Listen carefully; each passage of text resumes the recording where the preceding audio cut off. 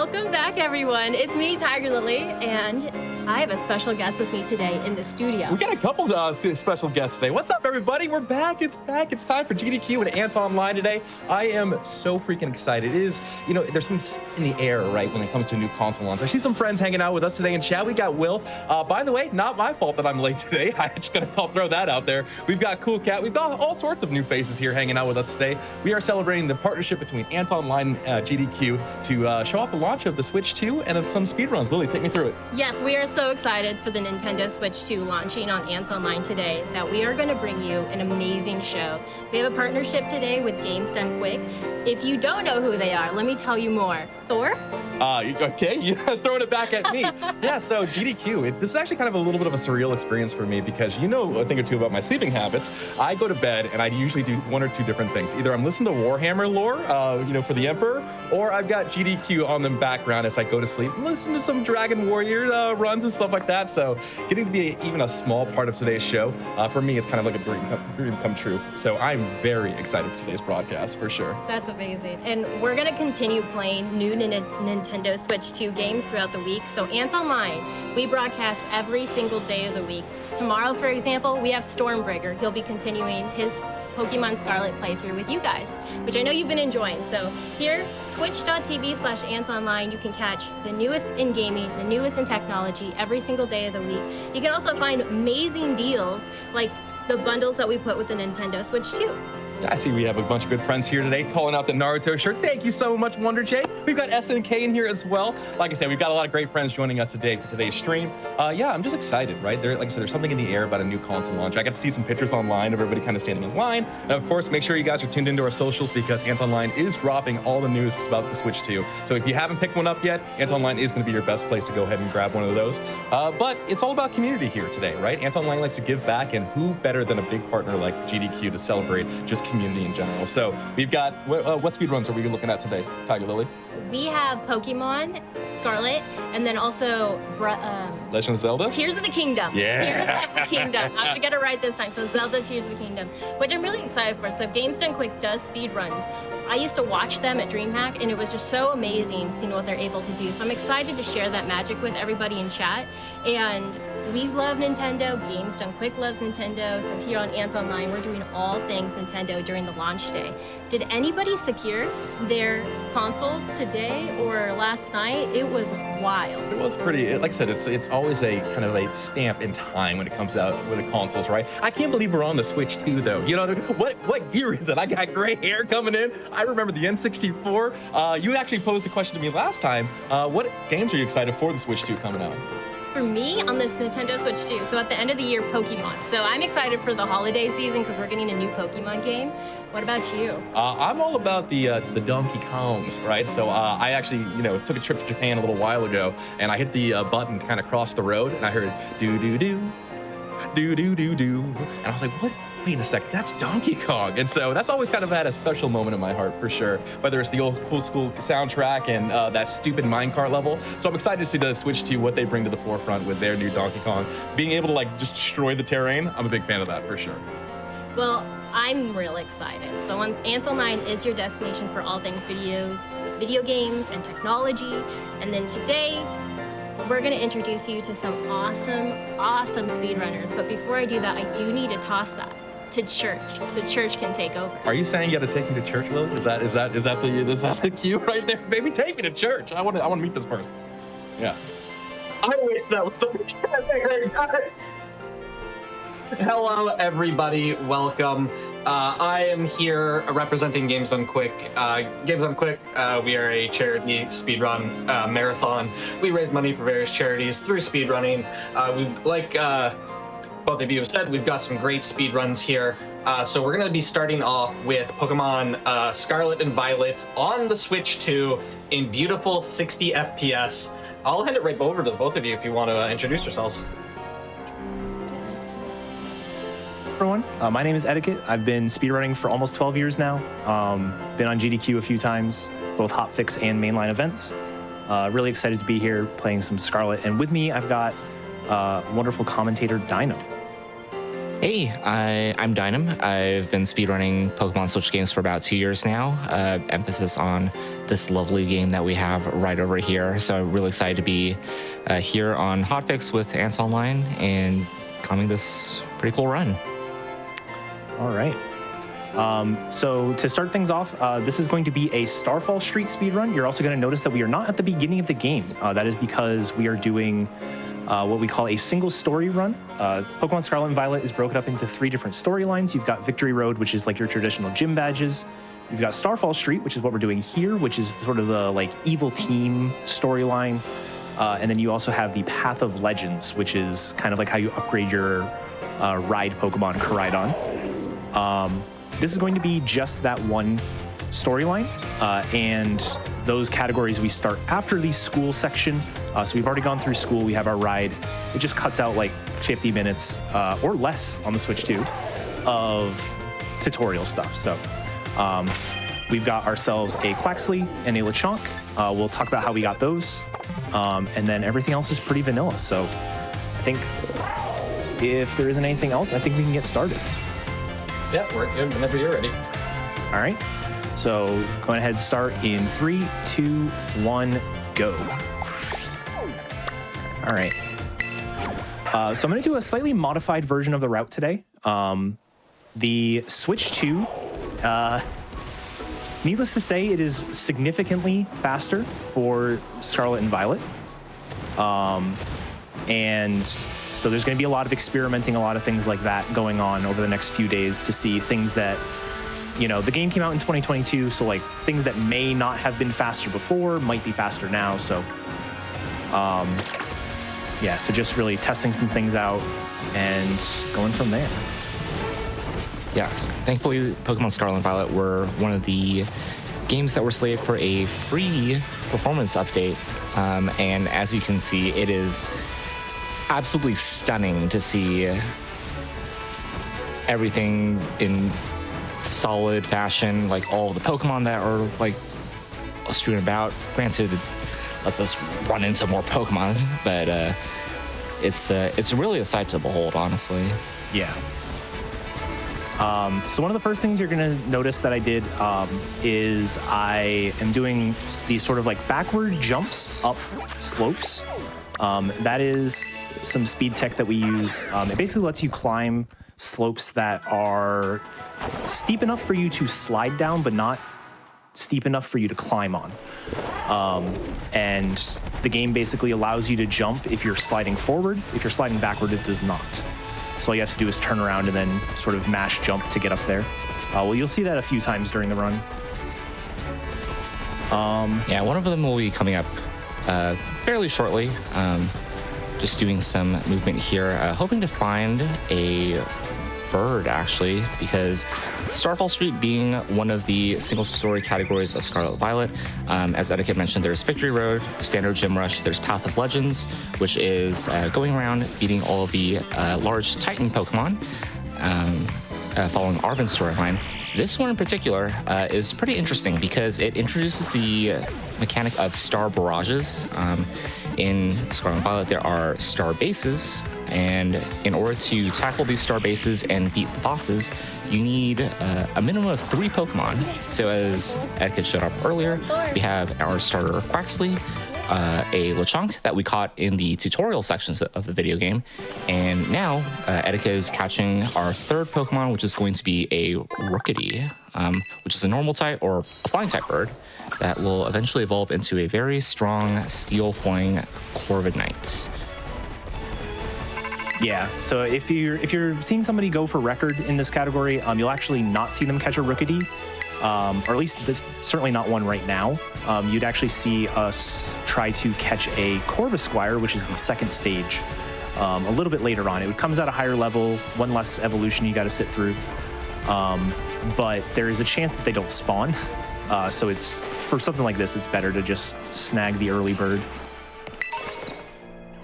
The Rookidee doesn't get early bird as ability, okay. I don't think. It's I realized after I said it, I was like... Somebody can fact check me in chat on that. Yeah. All right, so we are going to be doing a lot of this kind of movement and collecting candies. Scarlet and Violet is a very open world game. We are basically, after we're done here, we're going to immediately go to one of the highest level areas of the game without doing any leveling.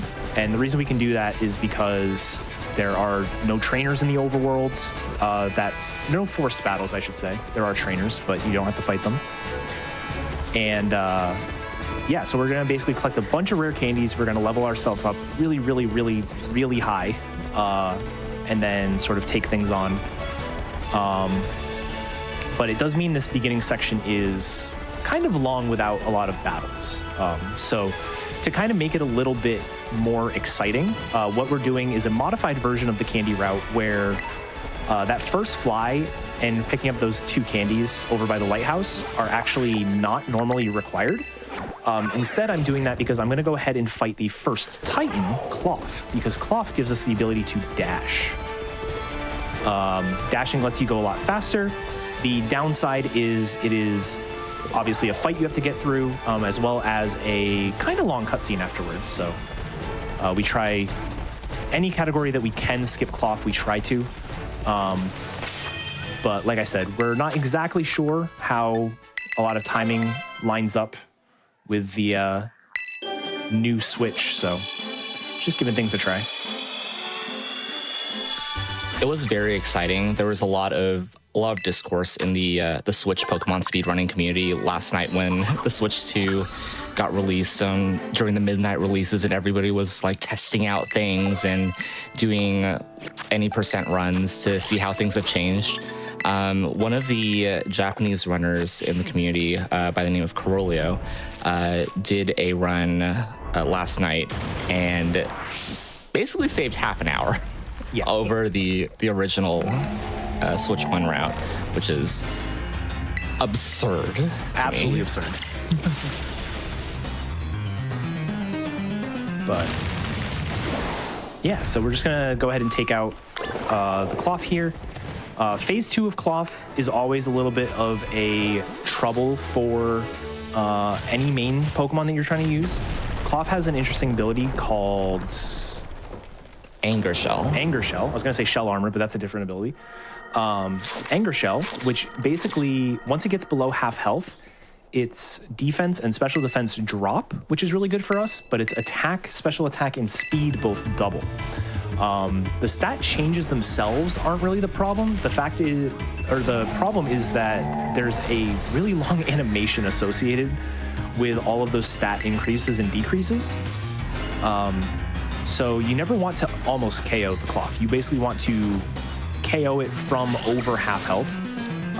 Every Pokemon has kind of their own way of doing it. Here I'm going to use Workup, which is going to increase my stats by 1 stage, which is basically a 50% buff. And then I should be able to one-shot basically from here. Yeah, Anger Shell will trigger at half health, so being able to just knock it out in one large swing like that will save a decent amount of time.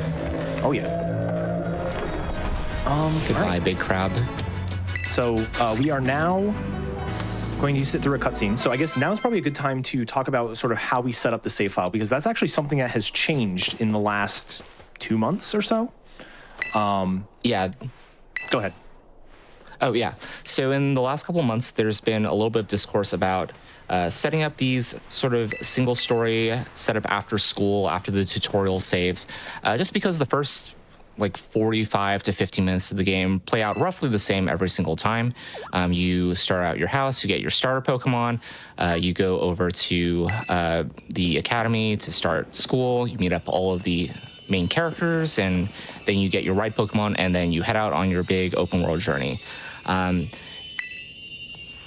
Just to alleviate some of that, the Switch Pokemon community has set rules such that you can just start after school and after the tutorial, which means that you have to get your starter, and some of these single story categories require Pokemon that have really good stats, really good IVs or individual values that determine their stat growth, and it is kind of luck of the draw whether you roll into a good starter.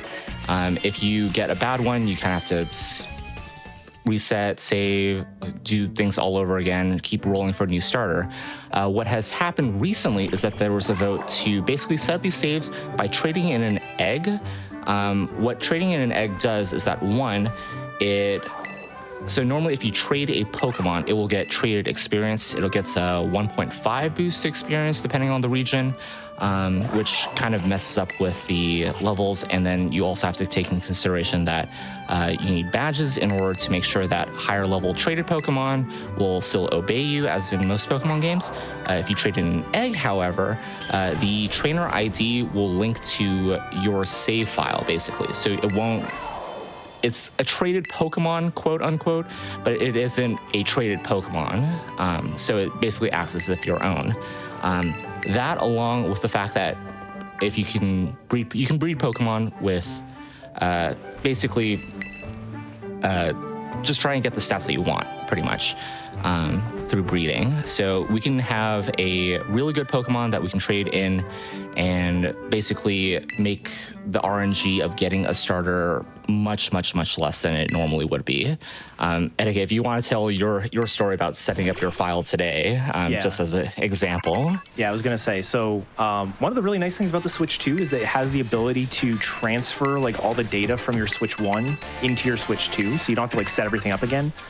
I'm the kind of person, whenever I get a new phone, or in this case, the Switch 2, I like setting it up from scratch. Just, anything I'm not using, I just get rid of, that kind of stuff.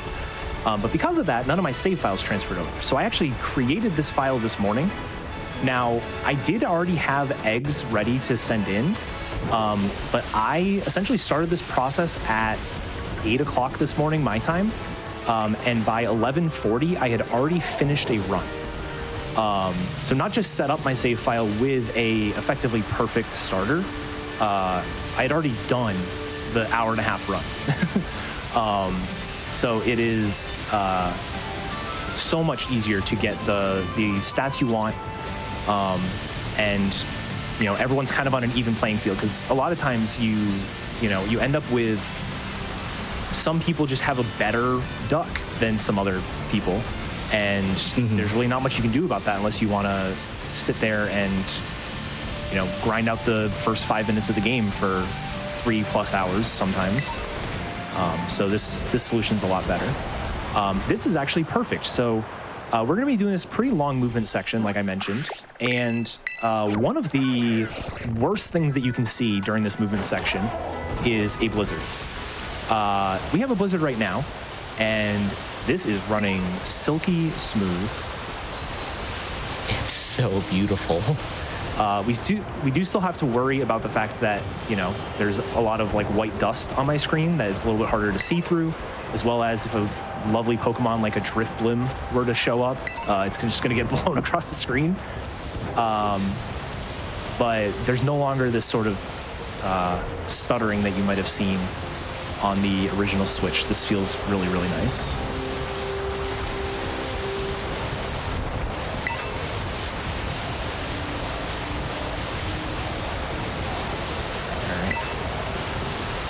I think we take a little bit for granted that normally we're talking to a lot of people who are familiar with speedrunning. So if there's anybody in chat who has any questions about speedrunning in general or this game, feel free to ask and we will be happy to answer them. Absolutely. Yes, please do. Speaking of things that pop up in the ground, Reavert are notorious in this section. They just blend in with the snow, especially if there's a blizzard, because they just pop out of the ground and they just like, hey, here's this little candle coming out of the ground. What's this? Oh, it's a little ghost puppy. All right, here's a really cool trick. I did a smaller version of this earlier, but basically this game has this really awesome feature where if you fall a pretty long distance, the game will allow you to warp back up to where you were, but it kind of saves your progress of whatever you did while you were down there. You only have a few seconds, but what I did there is I actually touched that Pokemon Center. So now I can fly back there, but I didn't have to continue my movement from the bottom. I'm able to warp back up and continue the movement in sort of a faster way. All right, this is like actually tough to see. I mean, if you were staying in the middle of a blizzard going like 60 miles per hour, I would imagine it would be tough to see as well. Yeah, absolutely. It's true. Are there a lot of run enders in this game? Right, specifically the speedrun, I guess.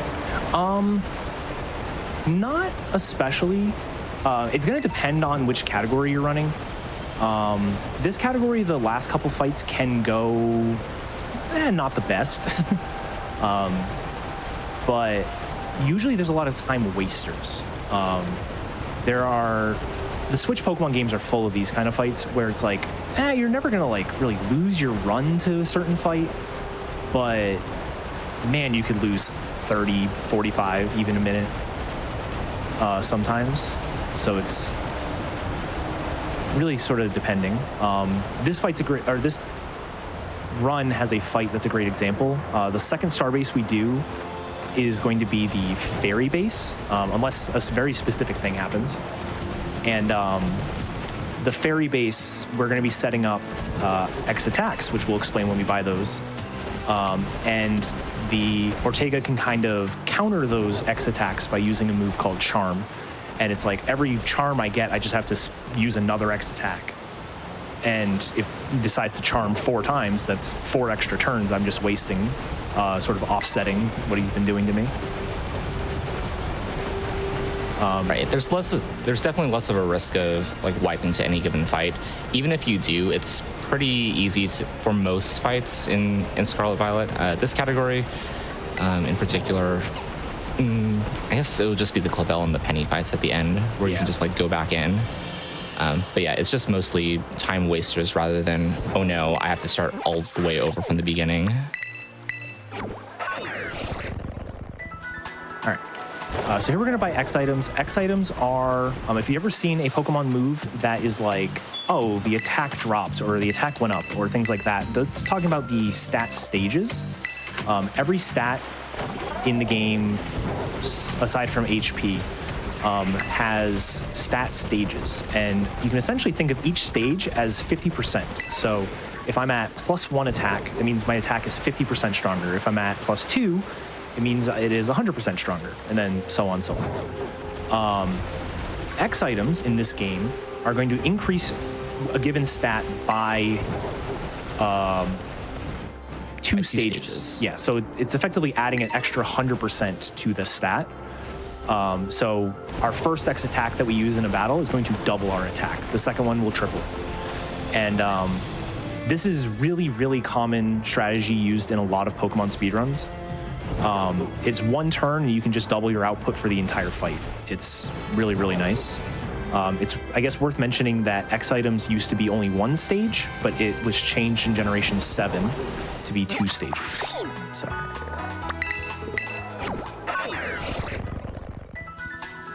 All right. So this is, we learned, this tunnel can be problematic with all of its spawns. And of course, the game is making me a liar, because nothing is spawning, but... There's a family of Salandit right smack in the middle of the tunnel. All right, that and was on the right. Not as bad. But the first time I went through that tunnel, it was like there was a wall in front of me.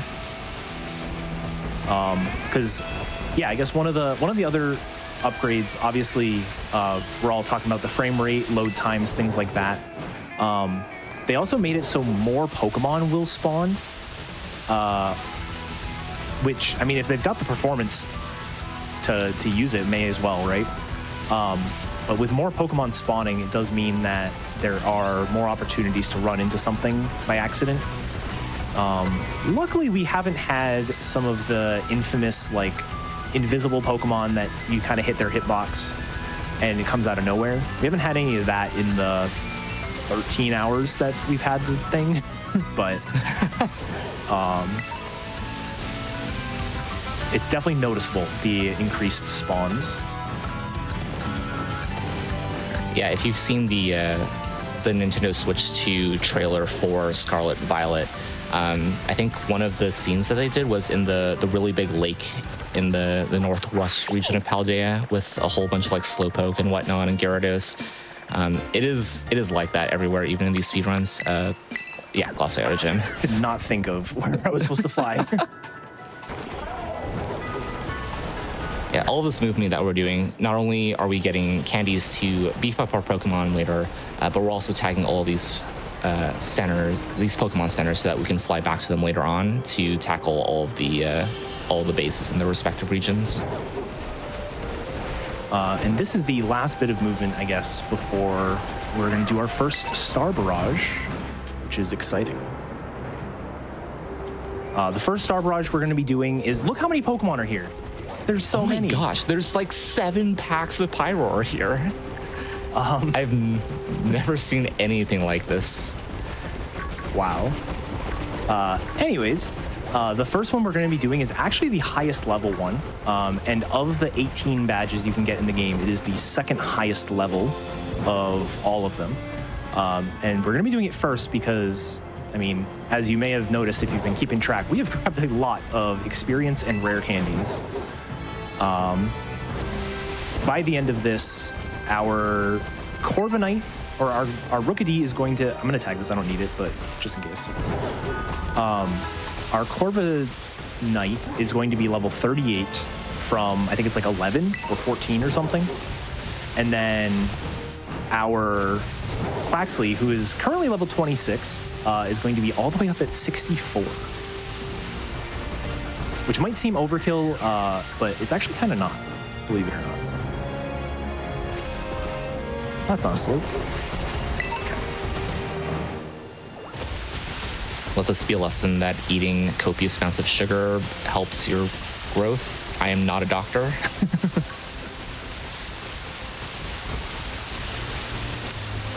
All right.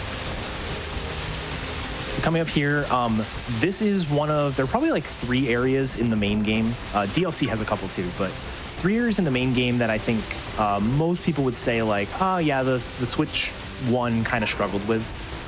This is one of those areas, and I mean, there's so many Pokemon spawned, all this stuff being rendered, and this is glossy smooth.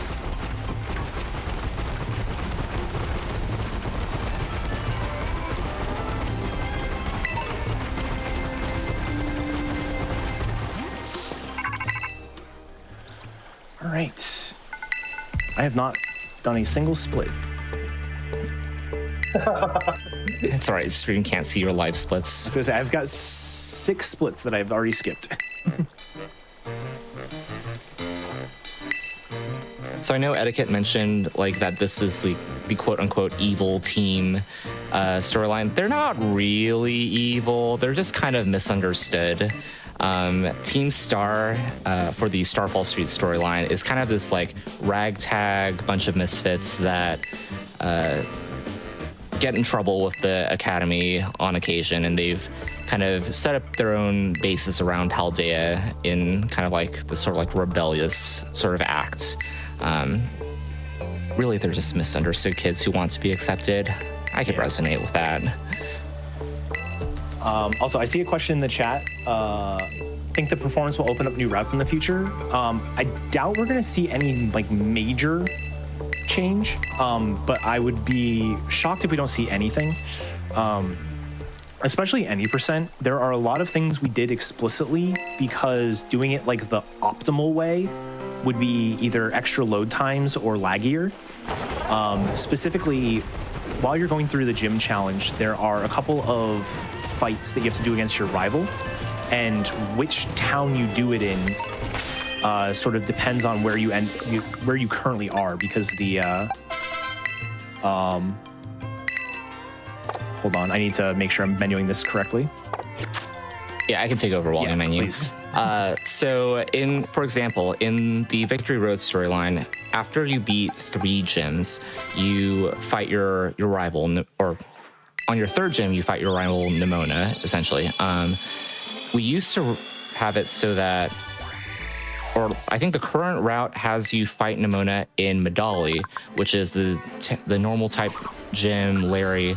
It's a very like, not a lot of textures, not a lot of like surrounding areas.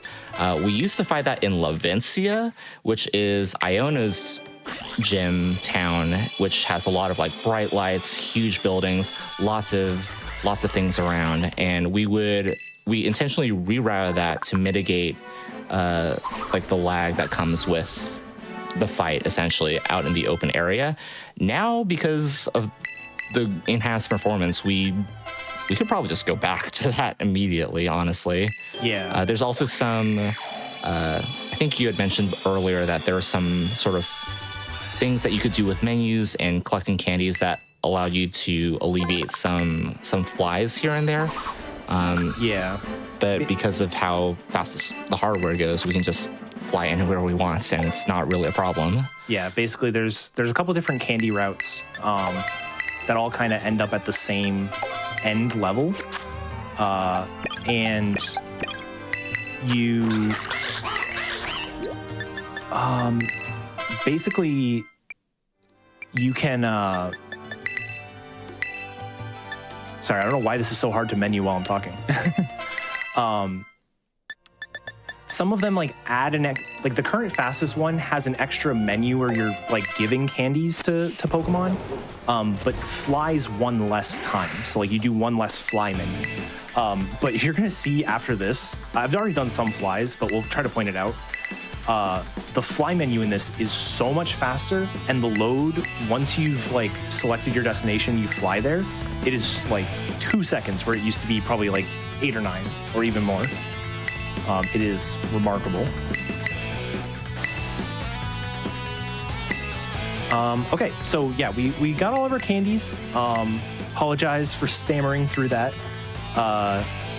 It was a little bit weird because because I did cloth early, I got different numbers of candies, and so I was a little thrown off, but we got through it. Everybody's at the right level. I've got the right moves, I think. To be fair, that is the biggest menu in the speedrun. So now this is going to be our first team starbase. Every starbase is going to be roughly the same in terms of the order of events. So every base has a fight at the gate. These fights are generally nothing special. There's one weird thing that might happen in one of these fights. After that is going to be the actual Star Barrage. So this game has a cool mechanic. It's called the Let's Go mechanic, not to be confused with Pokemon Let's Go. And the Let's Go mechanic is where you can send out your Pokemon to like kind of auto battle on its own. There's a lot of actual like math and stuff that we've learned over the years about how this all works.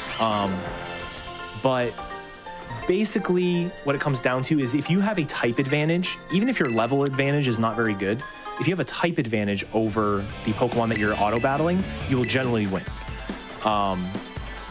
And so we have to go through these bases and KO 30 of Team Star's Pokemon. Once you've KO'd all 30 of the Pokemon, you can finally fight the boss at the end. And that kind of concludes that starbase. There is some interesting tech that you can do during the Star Barrages. We call them stop and goes. I will attempt to do them, not a lot, because the controller I'm currently using has a little bit of like flick back, where if you let go, if you're holding up and let go, it like will do a little bit of a down input, which kind of throws things off. But it's basically a way for us to cancel the animation that is sort of sending out the Pokemon. So I'll show it without doing a stop and go, and then I'll try to do one. So this is what the animation normally looks like. You kind of stop and your character will send them out. And then that was a failed attempt of one.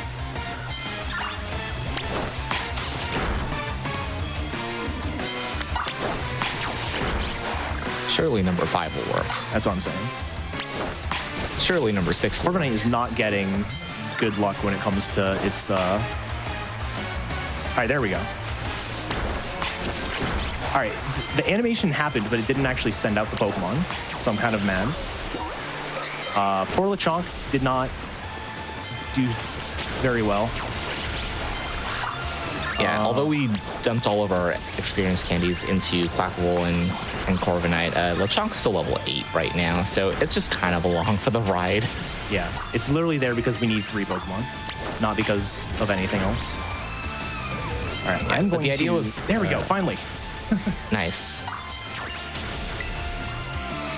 Yeah, the idea with stop and goes is that you move forward, and then as you basically, right before you hit the R button to perform your Let's Go, you reset your stick to neutral, and then it will just cancel the animation of like sending your right arm out, like go attack the Pokemon, and then you can just keep moving directly after that, saving a little bit of time.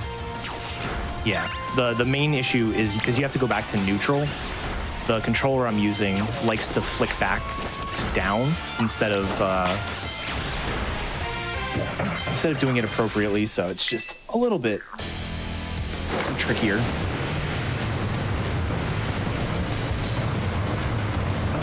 But yeah, that's basically what every starbase looks like.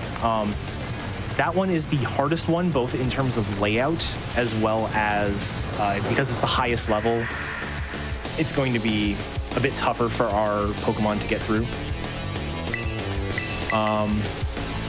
But yeah, so this is Team Boss Eri. Eri has a team of 5 Pokemon. I guess we didn't say, this is the fighting base. So every Pokemon here is going to be fighting type in some way, shape, or form. And one of the moves that Quaquaval learns is a move called Acrobatics. Acrobatics is only 55 base power. Most good moves you'd consider like 90 base power or better. So 55 sounds really bad, but it has a secondary effect where it actually doubles in power if you're not holding a held item. And fortunately for us, there's no really good held item for us to have at this point. So Acrobatics becomes 110 power and it becomes an amazing move. So yeah. Here's that first instance of an X attack that Edo was mentioning earlier. It's basically a sword stance, if you really think about it, for those of you who are more familiar with moves rather than X items. So up to +2 attack here. We'll need to go to +4. Yep. So Edo will need to use another X attack later on in the fight for the surprise 5th Pokemon. Yeah.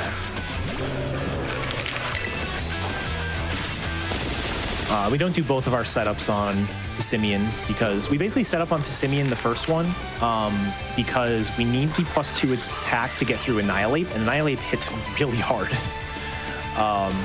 So we set up on Pissimian, and then we're going to set up another one here on Lucario. It hits a little bit less hard, and I believe it has a better move animation. I don't... Actually, is it using close combat as well? It uses Aura Sphere. It uses Aura Sphere here, which is a better animation. Animations cannot be turned off in this game, so it is not inconsequential when it comes to routing to make sure that you have fast animations for your moves. Yeah, in the any percent route, Flamigo is used, and I think Flamigo uses like 2 flying moves and 2 fighting moves, which you think you want better coverage than that, but it turns out that we just need a fast move and a strong move, really, in each of its types.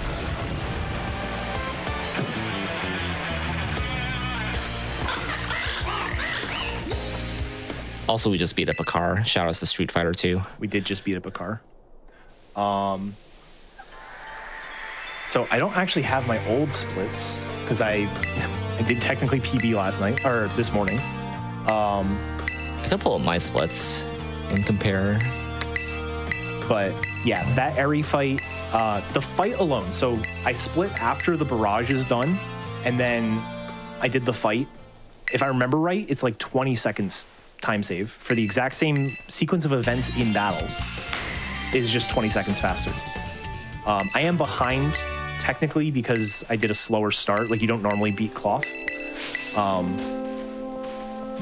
But we might save a lot of that time back because now that we have the ability to dash, going to each starbase is going to be a little bit faster.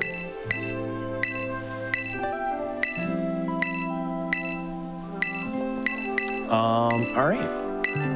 So we are now going to go to the second highest level in terms of the star bases. This is going to be the fairy base. The fairy base is generally one of those that is tough to get through. The actual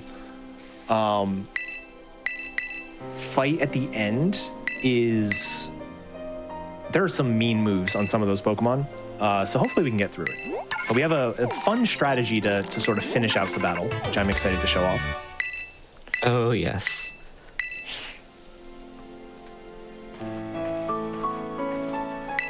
But in the meantime, we are going to go up to probably one of the most improved fights when it comes to the Switch 2. If you have the time and are watching this run and are maybe interested in Pokemon speedruns or anything like that, I implore you to watch one of the leaderboard times within the last like year and a half, and watch specifically the fight on the way into this base, and then come back and rewatch what you're about to see here and just notice the difference. If you know, you know.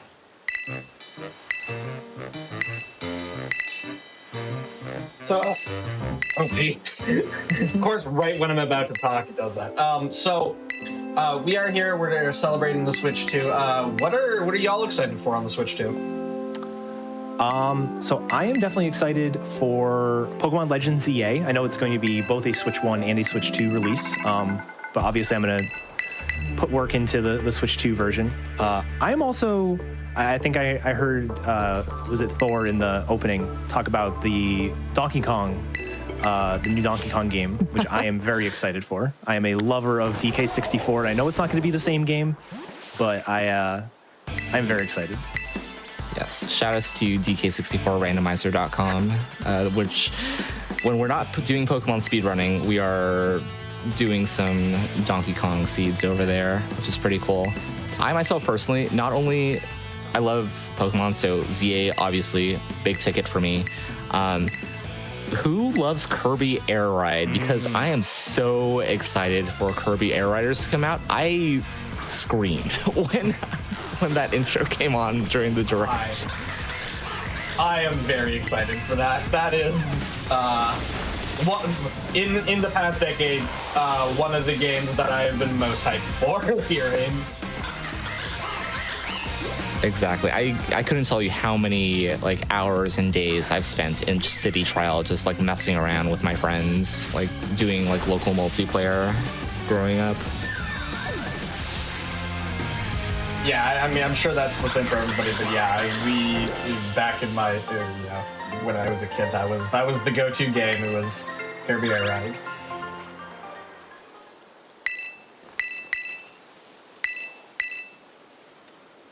All right. I'm excited. I'm sure everybody else in the world, I'm excited for Final Fantasy Tactics. Yes. Oh yeah, that just got announced, didn't it? Within the past 24 hours. I was gonna say it was during, it was yesterday. Yeah. That's a pretty wild. I was definitely not expecting that one. And maybe after this, we get a true sequel. You never know. 145. All right. So, Starbase number 2. This one is really interesting. So this Starbase has a weird layout. It's basically a giant circle, and there's this giant like water lake area in the middle that you should never go into because the frame rate dips, and it's just better for you to go anywhere but the middle of this area. This is I didn't do this ahead of time. I just sort of sent it, and this is going so well. Oh my gosh. Yeah, in prior runs, it would actually be tech to try and avoid looking at water because the Switch 1 had difficulty loading in and rendering things with water, but this is so silky smooth. I honestly can't believe it. I'm actually blown away. And that is a 905. I don't know if I've ever gotten a 905. What? With running through the lake. And that was improvising. Like, I had so every base we kind of have like a set path that we take because the groups of Pokemon that spawn are going to be different every time, but where they physically spawn on the map are going to be roughly the same every time. So you can kind of be like, all right, do this one, then go to the left and get this guy, and then like go up on the cliff side to get this one. So I was completely improvising that. I just sort of went to the middle and just started throwing my Pokemon at other Pokemon, and it worked perfectly. So once that gets optimized and like an actual route through the area is found, that's going to be one of the fastest bases. All right. So this is the fight I was talking about earlier. I'm going to use an X attack. If the Azumarill uses Charm, it basically completely offsets what I did. There we go. Attack go up, attack go down. And attack go up.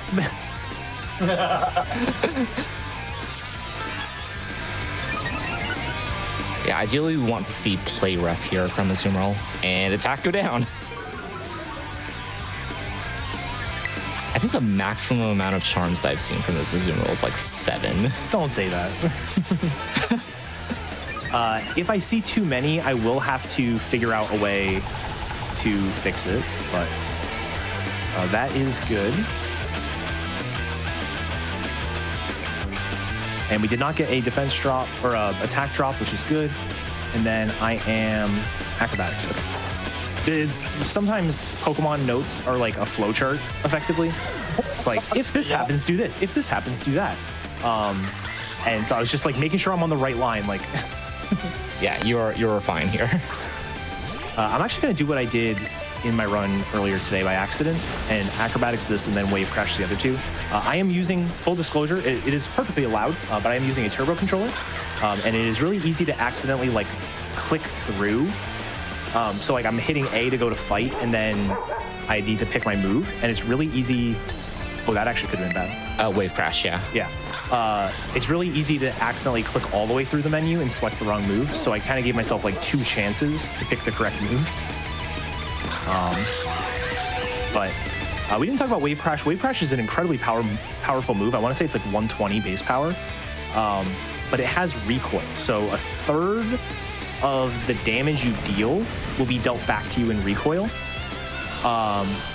These Revivrooms have incredibly inflated HP values. Like this has like 400 HP or something silly like that. 07 to the duck. Goodbye, bird. Goodbye, bird. Yeah, with Quaxley, all of the starters have the same like type of ability. Quaxley has what's called Torrents, which is when you're below 1/3 HP, your water moves get a 50% power boost. It's the same for Fire with Blaze and with Grass with Overgrow. So we kind of take advantage of Wave Crash there and its recoil damage to get ourselves within the range of Torrent in order to get enough of a boost so that we can one-hit KO the Fairy Starmobile there. Quackful does go down, but thankfully, right before you enter every starbase, you get a free heal. So in the long run, it doesn't really matter. Thankfully, we have Corviknight to pick up the slack for entering the next starbase, which is going to be lower level, and because our Corviknight is level 38, it should be able to take out the guard pretty easily. And Steel Wing is in slot 1, not 4. Steel Wing is in slot 1 this time. Yep. All right. So there's a question in the chat. Is the Power Glove a supported speedrun controller? You can speedrun with whatever controller you want. There are games that people have speedrun. Obviously, usually older stuff. I don't know that you can get a Power Glove working on new systems, but if you can, I support it. Absolutely. Yeah, it's like very silly the things that I've seen. Like I think what was it? At last Games Done Quick, somebody was playing Elden Ring with a saxophone. Do I remember this correctly? Yes. Yes, you do. Dr. Dudes on the saxophone. If you can wire it, you can do anything. We've had SM64 on drum kit. Yep. We had New Super Mario Bros. Wii on a... I don't actually know. I don't remember specifically what it was, but it was motion control attached to the head. And I think like piano pedals or something. But that was really cool. So yeah, if you can get the inputs to work, you can speedrun with it.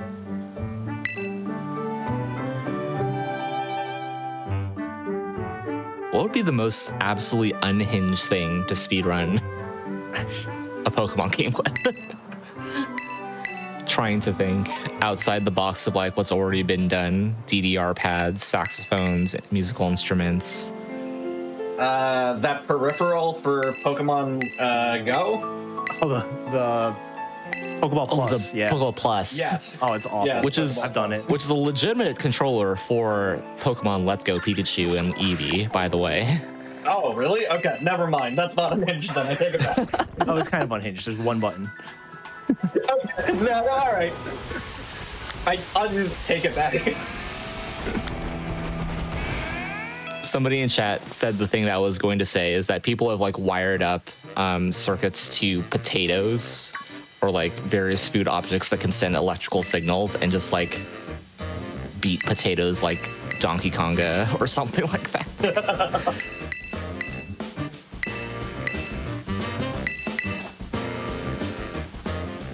Now we just need to wire up a controller in Minecraft and have those inputs be read in a different game. Also, I'm now trying to think of like things that aren't even controllers. Like, what if you would not be safe? I do not recommend trying this. What if you like wired up like a microwave keypad and played a game on like just using the buttons? So, not at all related to a microwave, but you did remind me of something. We had somebody speedrun. I'm assuming it was Alien Isolation based on who it was, but they were speedrunning using their bike. Huh. Impressive. Do you like shift up, shift down for inputs or something like that? I wish I had a better response for you. You cycle to pick the moves? Okay. Wow. So okay, so every time you pedal, you move in the game. That's wild. I have questions. Same. Refrigerator percent, playing it on a smart fridge. You can do anything if you put your mind to it. All I'm hearing is a lot of good ideas. So true. Okay, it was Undertale for the bike.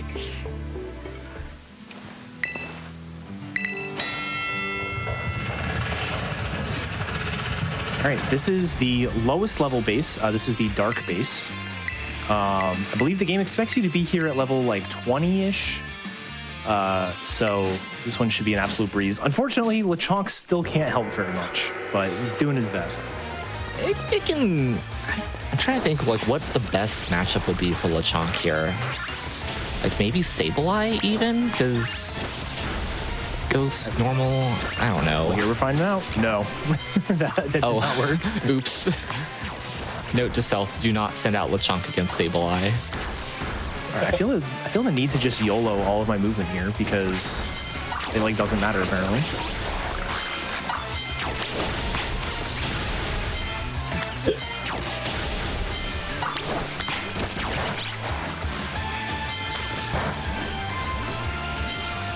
Yeah, normally, especially for Dark and I believe the Poison base that is coming up next, you want to end, well, you used to want to end at very specific locations within the base because for whatever reason, if you end outside of a certain area, a load time will basically be a lot longer than if you had ended the base within that certain area. Don't care about that anymore. Yeah. Anecdotally, we tested it one time. Just to be clear. Sample size of one.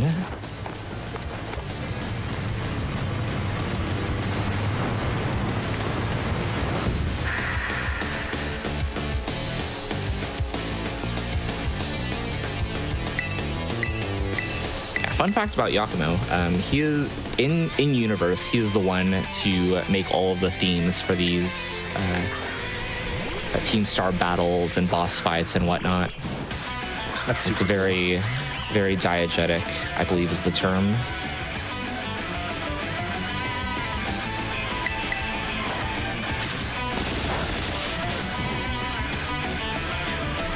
Oh yeah, these cars are Somebody great. asked this earlier. Yeah, like what's the deal with the cars? Okay, so Revavroom is a Pokemon in the game. It is a car. We may have seen some during our movement section, like especially near the end of it. These are like special versions. These Revavrooms are. What am I doing here? Close combat. You can close combat. It's I can fine. pick any move basically. So these Revavrooms are monotype of the type that the Pokemon is, or the base is. So normally Revavroom is a poison steel type. We're actually going to see one in the next base. But it is, this particular one is dark type. They also have different abilities depending on which base you're in. The other thing that's really interesting is like they're not a true like Pokemon. They're actually like, their stats are effectively set. So it's not like, normally what happens is like that level 9 Pawniard has a set of IVs that are like underlining what its stats end up being. So it has the same stats every time, but it's not the stats that are set. It's like the stat values that will calculate to the correct stat value. That may have been confusing, but I promise it makes sense. These Revavrooms don't have base stats. They're just like, this one has 120 speed or something like that. Which is really weird. So and weird. It took us a while to like actually pinpoint that and figure that out.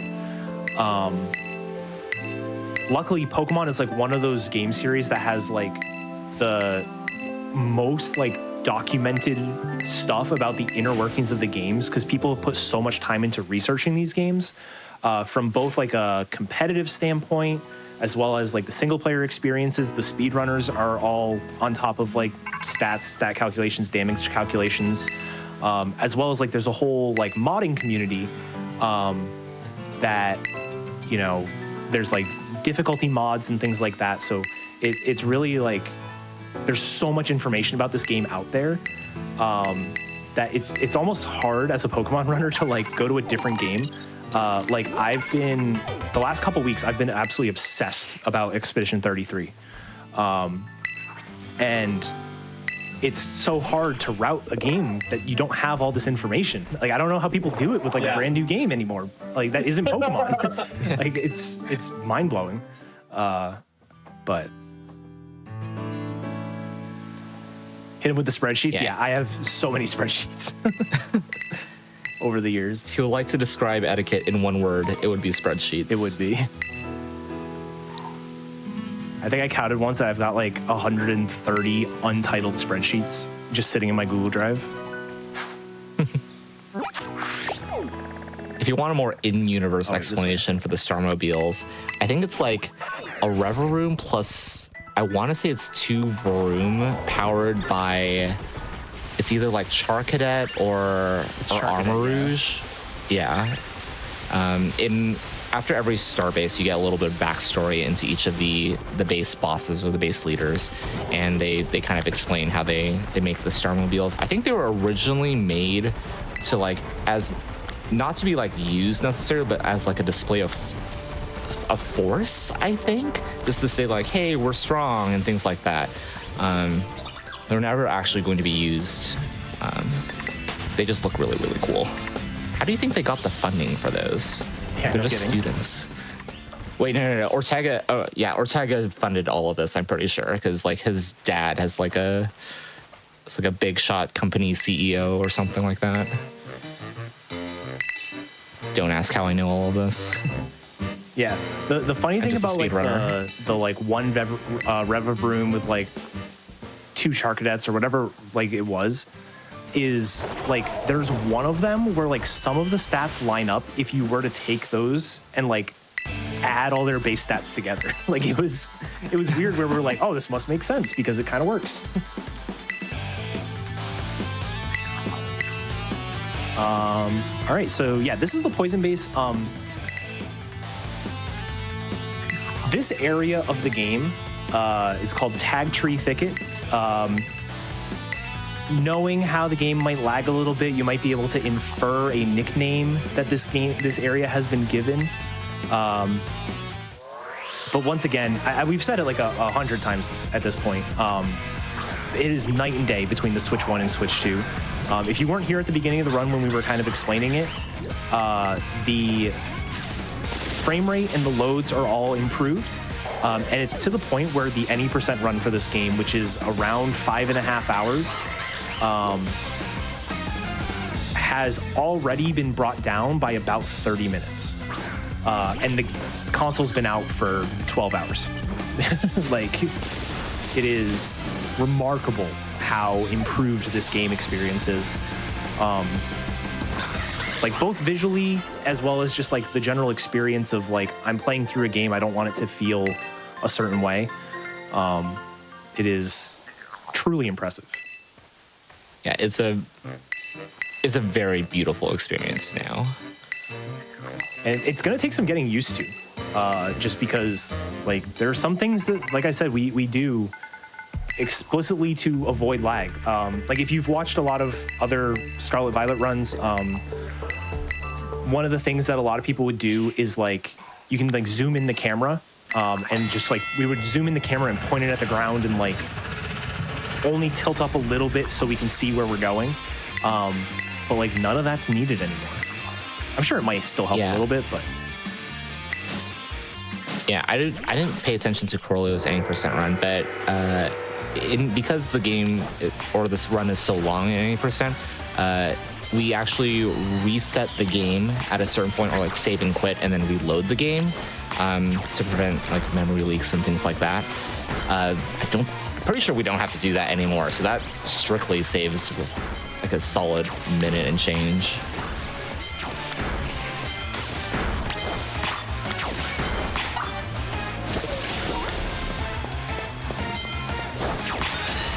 all right, I'm doing a more traditional path here through the poison base. I probably didn't have to, because like we said, the path doesn't seem to matter anymore. But this is one base where we actually had found kind of early on in the games. It wasn't too long after the game came out. The thing about if you ended this Star Barrage like on the grass, basically, so like there's Pokemon over there and stuff.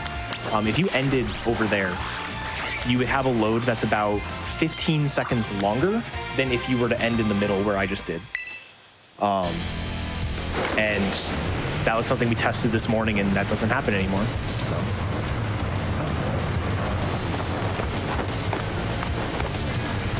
All right.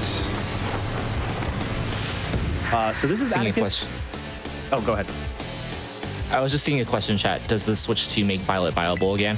Violet, all things equal, Violet should be the better game now, just due to like the fights. Certain fights, exactly. Yeah. The only test run that anyone has done of Violet that at least most of us are aware of, unfortunately, some things never change, did have a little bit of an infinite load happen on one particular fight. It's something that happened before. It's not like it's a new thing that was added with the update. It's just sometimes you get a load that's just way longer than it's meant to be.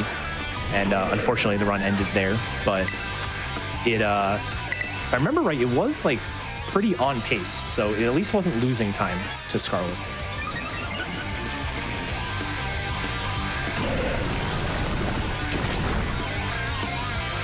But yeah, this is EDDAKAT. This is where we're going to see a Reverb Room and then the second one, which is kind of funny. So this one here that's about to come out is a normal one. This is a normal Pokemon with normal stats. It is Poison and Steel type, which is a really cool type, by the way, in my opinion. And so it is normal. But then the second one is a pure poison type with Toxic Debris as its ability, which is not an ability that Reverb normally gets. So it's a very good case of don't talk to me or my son ever again.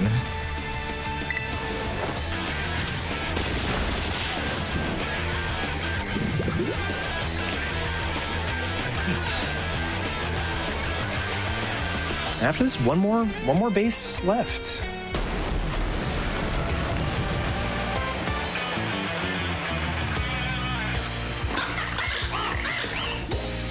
just had the thought of like, with the Switch 2 and all of the Pokemon loading in, shiny hunters are going to be, I feel like they're going to be ecstatic. I know there's going to be like more Pokemon that are loaded in and whatnot, but I feel like that just presents more opportunities for shinies. Granted, I do not know much about shiny hunting. All I know is that I like seeing Pokemon when I'm looking for Pokemon. Yes.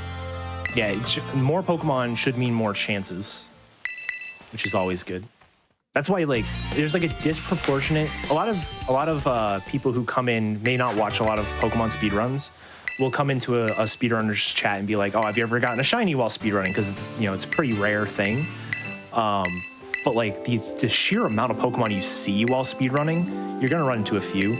But it's like a disproportionate amount of those shinies are in Pokemon Let's Go, Legends Arceus, and Scarlet Violet. Just because those are the games where shinies appear in the overworld. And even though you're not running into the Pokemon, you're still like seeing them. So more Pokemon just means more chances for it to be shiny.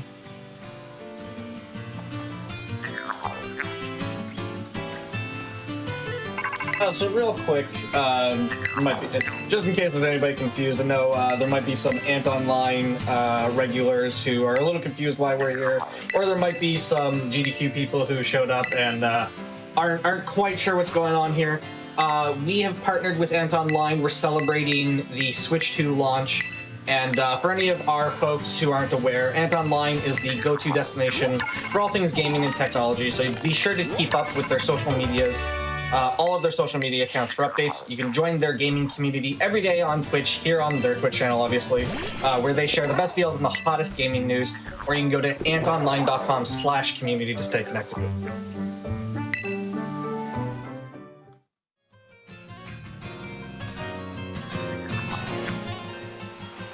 Oh. I'll hold off. Let's see.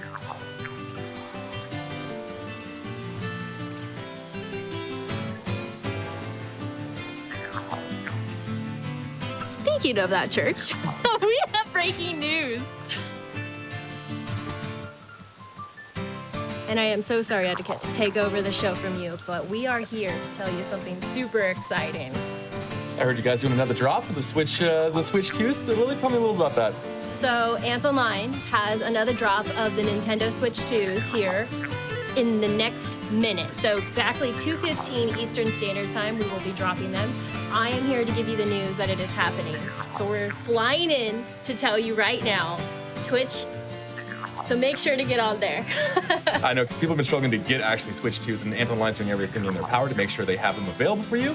And so we want to give you kind of an early Doppler warning. I'm pretty sure that's the scientific term for that, in case you've been looking for your Switch 2s, because Ant Online is definitely working out for you. And speaking of working out, how about this speed run? I don't want to take up too much, but also these cars. I am just so like, what are these cars doing? And why are you not blown away by how gorgeous the game looks? Yeah, it's it definitely doesn't look like Switch 1 for sure. And that's cool. That's awesome. But this is your news, guys. Within the next minute, Ant Online is dropping Nintendo Switch 2s. It's gonna drop here in a second, and there will be more drops throughout the day. So if you don't get it, don't worry, try again later today as well. But it just went live. Go over to antonline.com/Nintendo Switch 2, or just type Switch 2 in chat and get your Switches while you can. We're doing our best to make sure that you guys are able to get them. We're fighting bots, we're bundling, we're doing our best to make sure that you can secure yours, because I know that there are some people that are really sad. Their orders were canceled this morning. They went in to get their Switches and were able to get them. So here on Ant Online, we are doing our best to make sure that you can get them too. We're trying our best not to interrupt the show, but thank you, EDDAKAT, for letting us share the breaking news with everybody. It's Tygarlily and Thor here with Ant Online. Make sure to get over there and get your Switches while they're available. Keep getting it, EDDAKAT. All right, thank you.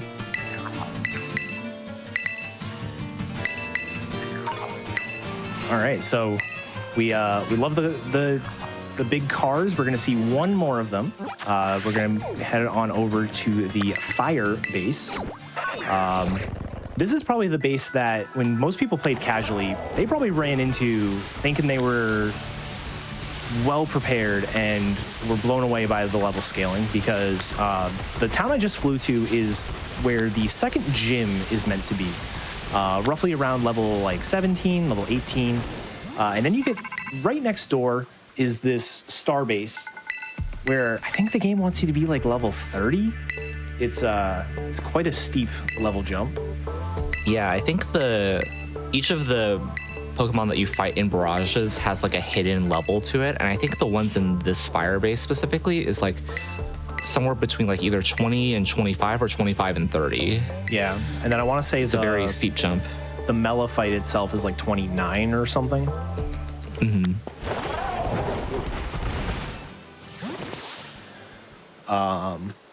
Speaking of cars, hopefully people can get their hands on like a Mario Kart World bundle, but imagine if they put in Starmobiles in Mario Kart World.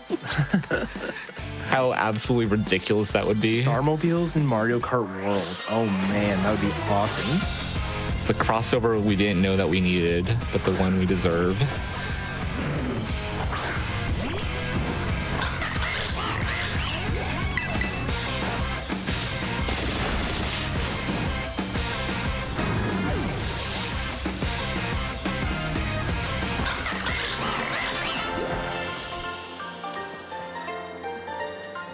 I guess one other thing that we could go over is why we picked Corviknight specifically.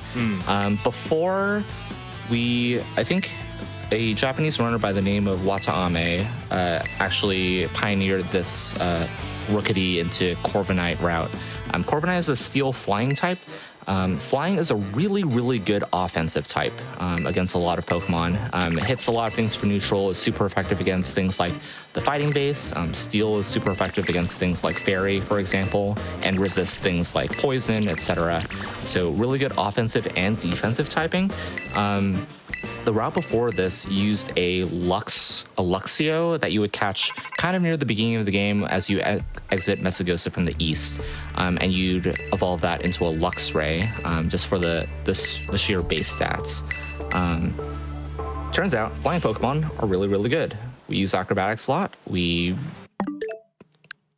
like flying types, and yeah, it's really good. EDDAKAT had mentioned something about the Let's Go damage formula and things like that. Shout outs to Anubis and her like team of like Pokemon researchers, and they do a lot of like digging into the raw like data and numbers into this game. So if you're familiar with type advantages, like flying is super effective. Yeah, shout outs to Pokemon Swish or Sword Shield. Flying is super effective against like fighting types, grass types, etc. So that it'll get a 2 times bonus. And normally that is all that it can do in like standard battling. If you're a flying type against a fighting type and use wing attack, it'll do double damage due to the super effective stuff. In the Let's Go damage formula, it actually applies twice. So, which is really, really weird. What it does is basically the game checks your types against the opposing Pokemon's types and kind of like saves whatever is most effective. And it can save it twice because each Pokemon can have up to 2 types basically. So if you're a steel flying type that's going up against a pure fighting type, it will check flying against fighting twice, and it will basically do quadruple damage instead of double damage within the formula. Math, how does it work? Yeah. It's and that is a relatively recent discovery. Like I don't think it was known like too long, or I think that was a discovery after all the DLCs had finished dropping, I want to say. So it kind of like confirmed, like we had a lot of suspicions that it was like, all right, type advantage seems to be like really overpowered, and like, especially because, so in any percent, the way that we do it is Flamigo is our main Pokemon, and by the time we're doing bases, it's like level 80. So the type effectiveness basically doesn't matter at that point. But the secondary Pokemon we use is either, depending on what spawns, either a Scyther or a Hawlucha.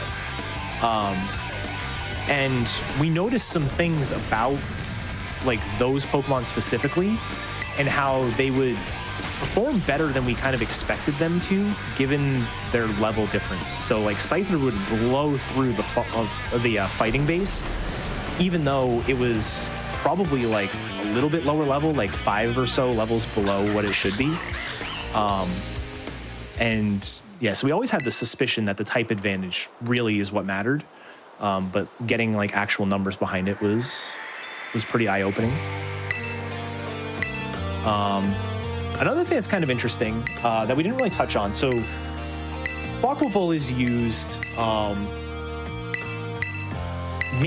mainly just because like it's got pretty good stats, and it's not like Meowscarada's issue is like it can be a bit frail, and it's also like its most powerful move is pretty slow. It's a move called Flower Trick, but it always critical hits, and critical hits just add like an extra however many seconds. And then like Skeledirge is just not really going to be used in the speedrun because it's too slow. Like its actual speed stat is too slow. And it's kind of nice actually that Quaquaval gets sort of its time in the sun, because so there are the 3 storylines. You've got Victory Road, Starfall Street, and Path of Legends. Victory Road starts with Fuecoco because having the fire starter is beneficial for some things. It's just not the main Pokemon you use. Starfall obviously starts with Quaxly, the water starter, and then Path of Legends starts with Sprigatito, the grass starter. So all three of the starters get their time in the sun when it comes to these single story runs, which I think is quite nice. Yeah, that's really, really cool. Real question for EDDAKAT. Out of the original starters, which one am I going with? I hate to say it because it's such the popular choice. Oh my gosh. I am a Charmander person. I'm a fire starter person just through and through. So I am a Charmander guy. Really anything but Bulbasaur, but Bulbasaur does work for the glitched runs, so it's got to have some love. When I started playing Pokemon Unite with EDDAKAT, he first Pokemon that he just like locks in, Charizard, immediately. Played that for like weeks. I am not Charizard anymore, it's fine. The real question is, ZA starter between Chikorita, Tepig, and Totodile. I am a known Chikorita lover. I'm so glad that she's getting her time in the spotlight. I know the correct answer is Totodile, but I will probably pick Tepig because I'm a fire starter person. Heck yeah.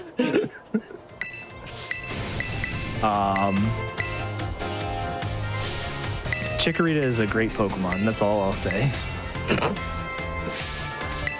So what if it's fairy grass? Chikorita got done dirty because of the generation it was introduced in. The fact that it's so weak against the first 2 gyms, it just feels so bad.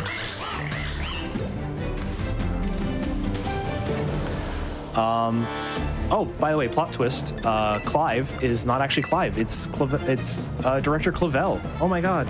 The person that's been following around this entire time is actually the director of the academy. So this fight can go a few different ways. We have to set up 2x attacks here.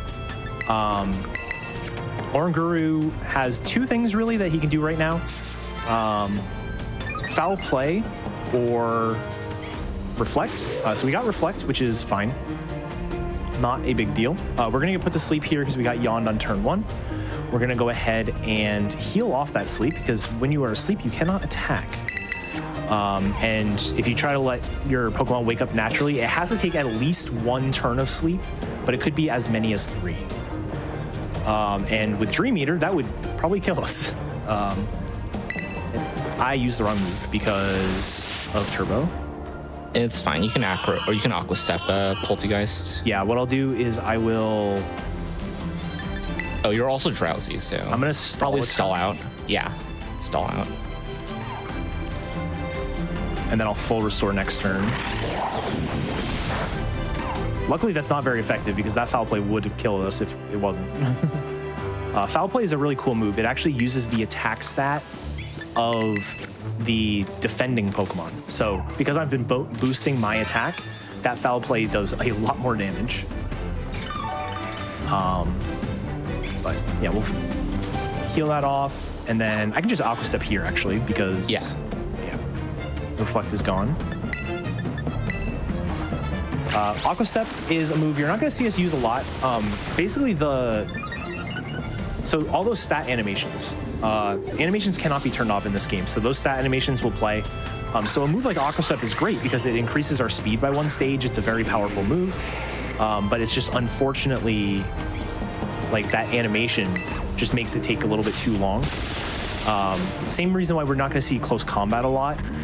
Close Combat is a move, it's very high power, but it drops both your defense stats by 1 stage.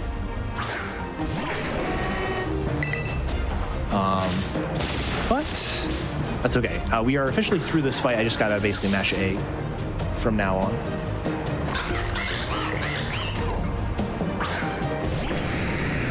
Yeah, fun fact about this fight, we started with Quaxley as our starter here. Clavel changes his team based off of what your starter choice is. I think in this particular instance, he has Gyarados and I want to say Houndoom is the other one. It's Houndoom. That's specific. I think the other choice is Amoonguss, yes. Which you actually see in any percents because you pick Fuecoco.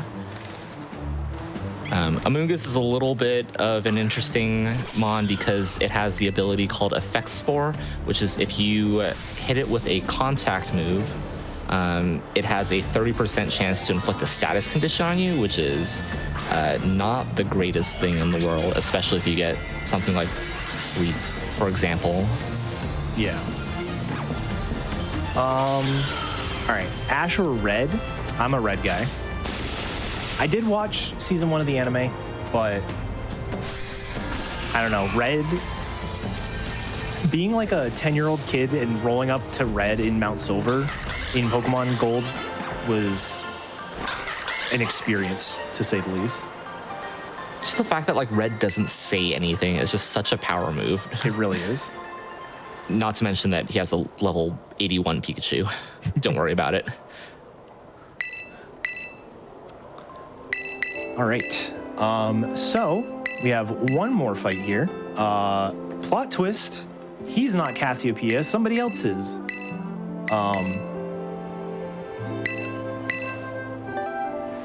And so we're gonna go ahead and fight Penny. Penny has a team full of evolutions. There are 6 Pokemon. I think the only evolutions she doesn't have are Espeon and Glaceon. And one of the big problems with this fight is every single one of these Pokemon has a move called Baby Doll Eyes. Baby Doll Eyes is a priority move, meaning it will generally go first. That will drop your attack by 1 stage. So we want to protect against that. I'm going to go ahead and do a slightly safer version of this fight. You can basically just try to not get Baby Doll Eyes. But I'm going to go ahead and throw up a Guard Spec. Guard Spec is the same as the move Mist, which if you were a kid like me and a move did not deal damage, you just ignored it. Mist is an effect basically that prevents any stat changes to happen from the other side. Or it might specifically be stat drops. But either way, it prevents our attack basically from being lowered. So thank you for the live edit, Dynam, of the notes. You're welcome. But yeah, so I'm gonna throw up a Guard Spec. That's gonna protect me for 4 or 5 turns, something like that, which is more than enough to get through this fight. The other thing Umbreon can do specifically while we're setting up is the move Psychic. Psychic has a 10% chance to drop our special defense, which would also be catastrophic. So doing the Guard Spec both protects against the Baby Doll Eyes as well as the special defense drop. So we're gonna have the Guard Spec.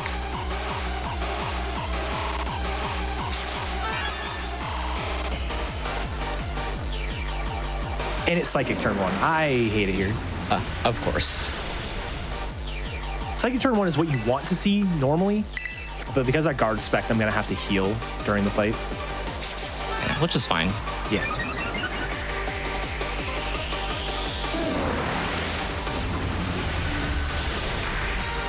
I'm gonna do that. I got 2 forward stars. I'll do that. Also, if you like evolutions, shout outs to, if you're a GDQ follower, Greta Icefixen and Corvime will be doing a Pokemon Sword and Shield Trade Alt Main Evolution run over at SGDQ. So make sure to tune in for that when that time comes around in about a month. Yeah, that's going to be a really exciting run. Trade Alt lines are... We can figure this out. I think you can... Oh, you're going to eat Jolteon, actually. Yeah, that's the problem. How Aqua about... Step and hope for Thunder Miss? No. Is it Thunder? Yeah, it'll be Thunder. It didn't miss. All right, we're going back in. All right, I should... Autosave should have saved at some point. It may be before Clavel, but you know what? This estimate is so high. We were trying to come up with things to do after the run. That honestly, this is So totally this is fine. actually probably better. Yeah, we want to not only step to +4 attack to get through the fight, but we also want to make sure that we Aqua Step the Umbreon, because that speed is going to help us outspeed the Jolteon. Yeah. Which, as you can see, Jolteon is a very, very fast Pokemon, and if it lands a 70% Thunder on Quackable, which is a Water type, oops. I'll turn off Turbo until the run's over. Or until after the fight, because there's a bit of cutscenes after.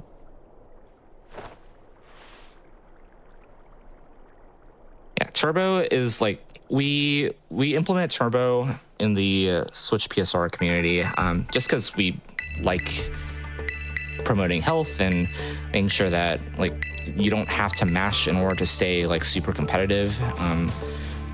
So Turbo just kind of helps alleviate the stress that you will put on your hands from mashing through text boxes, because especially with any RPG, really, text is a huge part of the game, and we want to focus more on like the actual like mechanics and movement and such.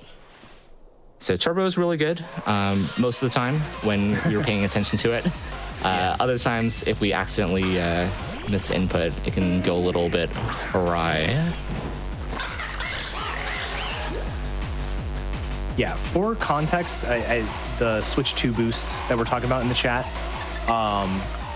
before that death, I would have basically tied the Switch 1 record on this run, where we stopped for like 3 minutes for the Switch 2 drop announcement. And also did Cloth. And also did Cloth. The run I did this morning beat the Switch 1 record by over like 3.5 minutes. So it is... even in a short category like this, it is a significant improvement.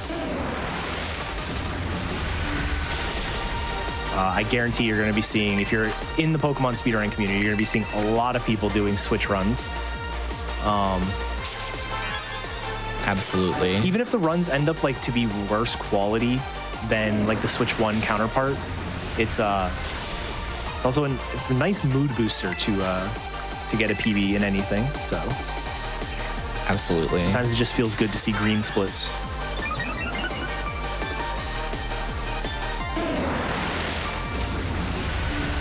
All right, now assuming I Aqua Step here. Click the dance move. All right. And then after this, I should be able to just acrobatics the entire fight.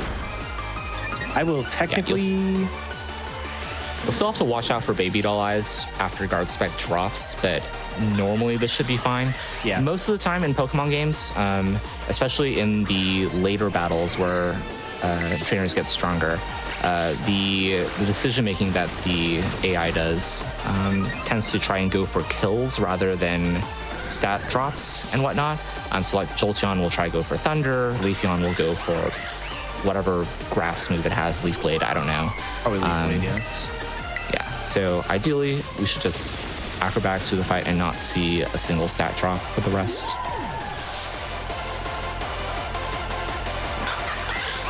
Yeah, and it's really nice like knowing that, because you can take advantage of it sometimes. And there are like, the other thing that can be really interesting. So a lot of these EVs have quick attack, and majority of the time, AI is done in such a way that if it has a priority move that it sees a KO with, it will use that.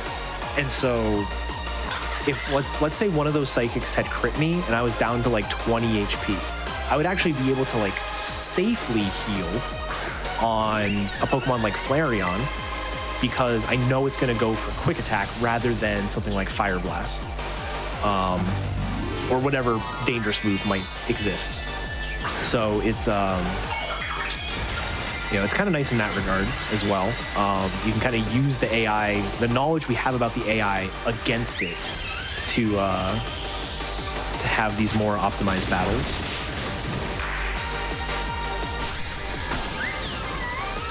But that is it for the battles. So one of the things that's kind of it's kind of nice from like a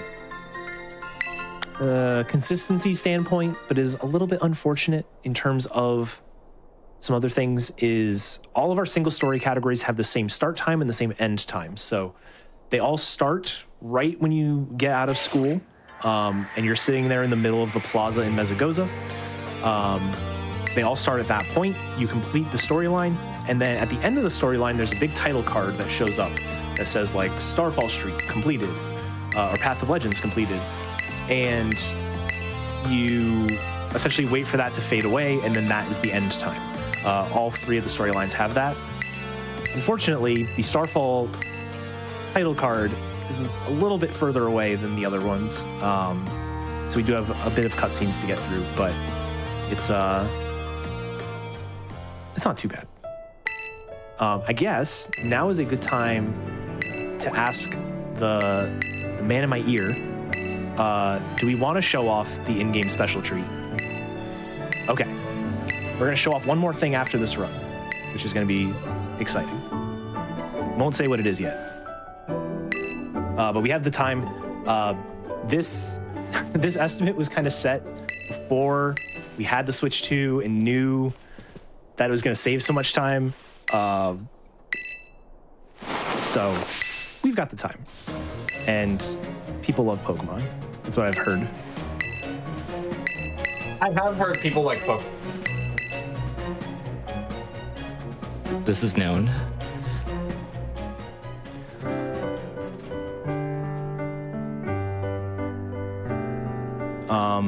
But yeah, I guess while this run is finishing up, I will suggest if anybody here is at all interested in Pokemon speedruns, whether it be for this game, a different game that you can play on your Switch 2, or any Pokemon game in general, I definitely recommend hopping on speedrun.com, going to those pages, and joining the Discord servers. We do have different Discord servers per console.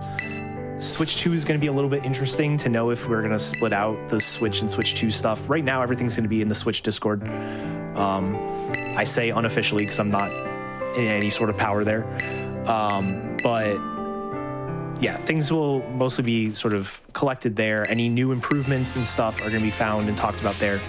I would say now is a great time to get into the Switch games. If you are somebody who is interested, they are all getting a little bit shorter. Every single game. No, this is the only Pokemon game that has a specific patch that is meant to improve the experience on the Switch 2. But we have noticed that every single one of the games tested at least has better loads in some places. So you're going to see people improve their Let's Go PBs. If anyone plays BDSP, they're going to improve those PBs. We were seeing like the first split in a Sword and Shield run is like 15 seconds faster than it was before, and that's like a 9-minute split. So it is amazing, really, this console and how powerful it is, and just how much better of an experience it is to play on these. It's always like with a hardware drop like this, like seeing such like a resurgence in a community is always like really, really cool. It's basically like revitalizing and renewing the speedrunning experience. So being able to catch like this wave is pretty cool. Definitely, like even if you don't like if you like Pokemon and you like speedrunning, like feel free to hang out anyway and just see how things unfold too. Yeah. And it's also kind of interesting because like this game specifically had such a weird experience when it came to patches. So back in the fall of 23, I think it was, 2023, I guess I'll explain this actually after because the end time is just about going to happen.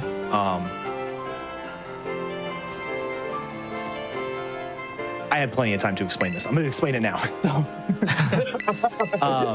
So there was a Switch operating system update. It was like 17.0 or something that improved this game dramatically. And it was like, oh my God. And so everyone for like the next couple weeks was like really running this game again. And then like a few weeks later, this is like, I'm talking like maybe a month and a half tops. The second DLC dropped, which came with a different update that brought the performance back down. So if you didn't do your run in that window of like a month and a half, it unfortunately, just wasn't your time. Speaking of time, that is the end of the run. That was an awful segue, but you know what? You did it. But yeah, that's Starfall Street. My timer says an hour 29 minutes, which with the break and fighting Cloth and the death to Penny is incredibly good. Yeah, on the Switch one, that would be a very respectable time. Yes, absolutely. All right, well, with that, I am going to go ahead and take a bit of a detour. We're going to show off one thing. This is not something I personally have seen. I've heard it is much improved on the Switch 2, but we will have to see. So I'm going to take a little bit of time to get there. I don't know if we have any announcements or anything we want to go through.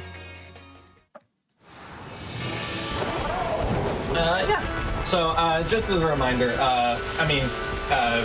I'm sure the regular audience doesn't need a reminder. We're not usually here. We're Games Done Quick. We are partnered with Ant Online today. We are celebrating the Switch 2 release. I do have a quick question to you two about the Switch 2 games, but before that, just a reminder to our audience or anybody who isn't aware, Ant Online is the go-to destination for all things gaming and technology. So be sure to keep up to date with them on all their social media accounts. You can join the gaming community here every day on their Twitch channel. They'll share the best deals and the hottest game news. Or you can go to antonline.com/community to stay connected. But speaking of the Switch 2, what are you two most excited for speedrunning wise on the Switch 2?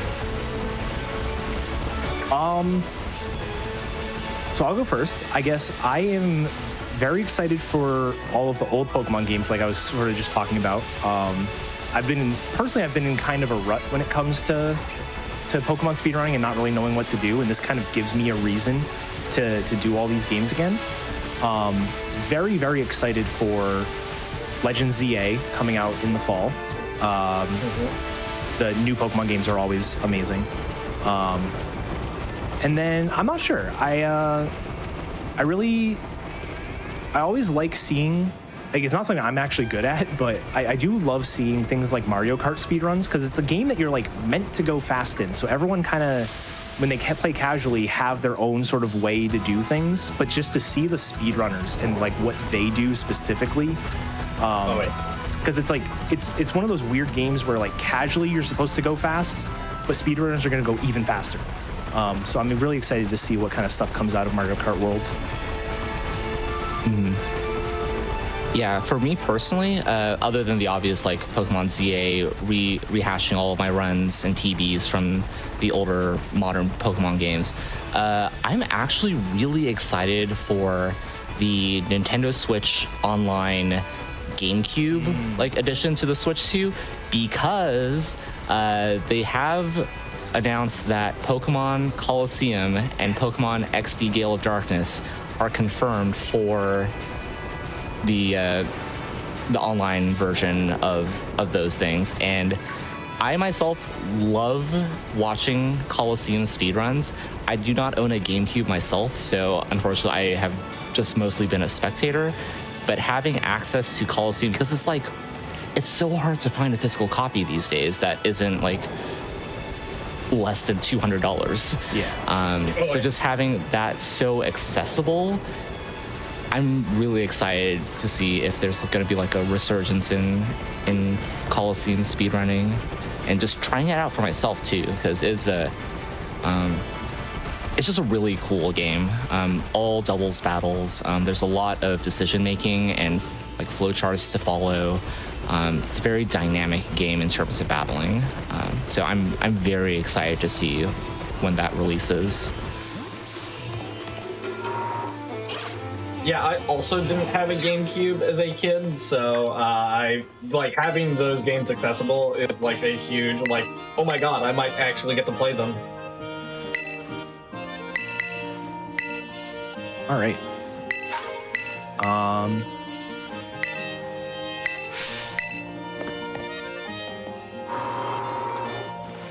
I need some. Yeah, start the gym challenge. Yeah.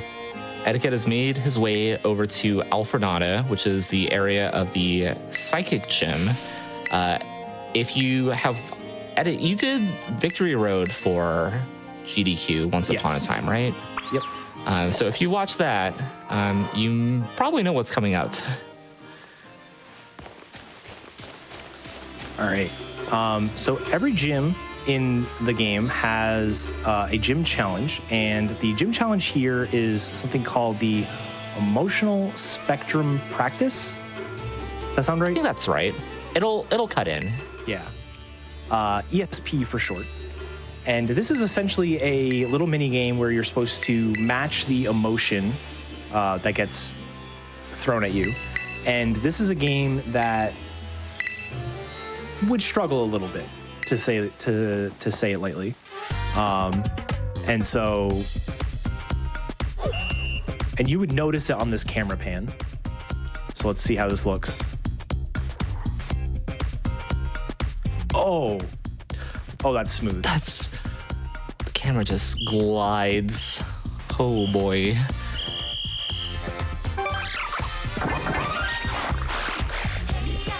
This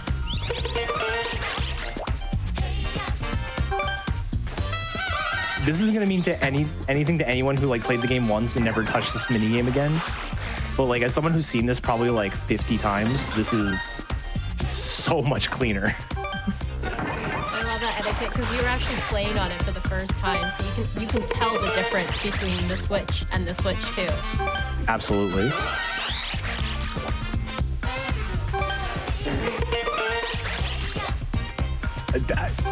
I'm actually blown away. Like, this is one of those areas that It's so like, clean. because we like mentioned before, like sometimes in any percent you would reset your game at a certain point, so that way it runs cleaner for like the rest of the run. And there was even times where it was like debated. It's like, should we reset right before ESP to like maybe ESP itself will run a bit faster? But this is just, I'm impressed. I will say that. Now that you have it on the Switch 2, are there goals that you're like, okay, now I can actually do that? Or any challenges or speed runs that you're like, I'm gonna do it now? Because before it was just too, tedious, too annoying to even try. Yeah, I have two specific goals in mind that I am very excited to try and tackle. The first is my PB from Scarlet, Violet, any percent was from like January after the game came out. So game comes out in November, my PB's in January, and I have been, I don't want to say active the whole time, but like I've actively tried to beat my PB and I like couldn't for the longest time. So I'm very excited to do that, specifically because it looks like sub 5 is completely possible. It hasn't been done on English yet, but it's only a matter of time. So I'm excited to tackle the sub 5 barrier. And then the other one is, the game I love the most is Pokemon Let's Go. And I'm sitting at like a 301, and with load improvements, it's not gonna be like a full game improvement like this is, but with load improvements, I'm really hoping I can get a sub 3, because I think that'll be really exciting. That's so exciting for you. I'm excited for you. Thank you. I'm moved, as the trainer says. We literally just got to watch you just be like, you know, I got to see you get excited. It was a chill. You gave me chills watching you go through that. Yeah, I mean, like I said, I've been doing speedrunning for 12 years almost, and I've definitely there's a pretty common sort of path that a lot of speedrunners end up taking, where they go like from speedrunning into like the randomizer space and kind of stop the speedrunning side of things, because they're very like adjacent activities, but they're not exactly the same. And I was kind of trending in that direction, but I think this is going to pull me back into the speedrunning side of things, I think.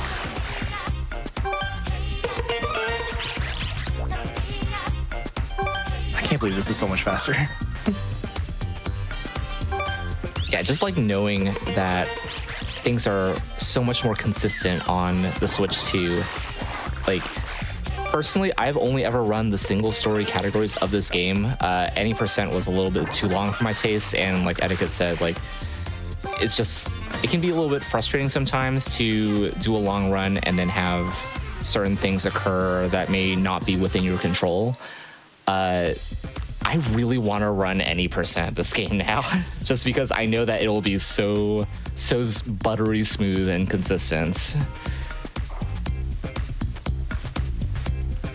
All right. Well, I think if we don't have anything else, I think that is probably all I wanted to show off. So I will. I'll say it again. Thanks for having me. Thank you, Antonline, for this amazing collaboration with GDQ. I think this is really exciting. And you know, as always, watch more Pokemon and continue watching this as well, because I believe there is Tears of the Kingdom right after me, which is another game that I'm sure you're going to see some wonderful improvements on. So yeah, definitely stay tuned. Yeah, and a huge shout out to both of you, Dynam and EDDAKAT, here for being here, for showcasing. Legitimately, I cannot believe how like buttery smooth this runs. It looks so clean, it feels nice. I'm so happy that you and the rest of the community gets to, you know, play this and just shave amazing amounts of times off your runs. Thank you both for being here. Yeah, we're here. We're partnered with Antonline. Thor, Lily, do you want to talk a little bit about what we're doing here today, celebrating the Switch and everything? We would love to. Thank you. Thor, I'll let you take over. You've been mighty quiet today. I have just been, number one, I have never felt so old as I do right now watching a new speedrun in Pokemon and on the Switch too. Like, again, I clap it back, but what year is it? It's 2025, and I'm sitting here enjoying, you know, the Switch 2, looking at a new Pokemon. It's wild. And of course, we got the new one coming out later on this year. Great run, by the way. And yeah, I can definitely take 3 minutes away from when we had to drop in the special news of Antonline dropping more Switch 2s on our socials. So great job on that. Yeah, it's just fun. It's just awesome. And I love it. I love it. Not only is it a great distraction for me because I love speedruns so much, but it's cool to see you guys talk about the reinvigoration and getting back into it and being like, I almost went into the randomizer, but now we're going back into speedrunning. So that's been a great time. So EDDAKAT, thank you so much for showing me some of that, because that's been fun. It's been really fun to see for sure. I love watching it because I have my Switch right here.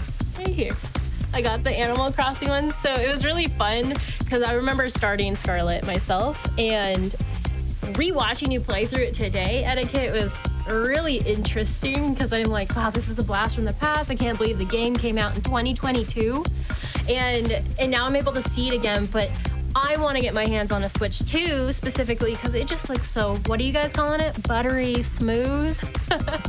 Also, like I said, I never felt so old. Like, I'm watching this like, man, I have to put myself back in Pokemon Yellow days, right? Because again, that's for me, Pokemon Yellow was like my jam, and Fire Red and Leaf Green. Those were like my two Pokemon experiences. But now I have to be like, these are what the kids are growing up with. Like, it's a school, and it's what are you doing? You're driving cars around. And so I really enjoyed chat talking about the different cars, and like, I have so many questions. How do they breed? How are they made? What is going on here? So that was a very, very fun time for me, but for sure.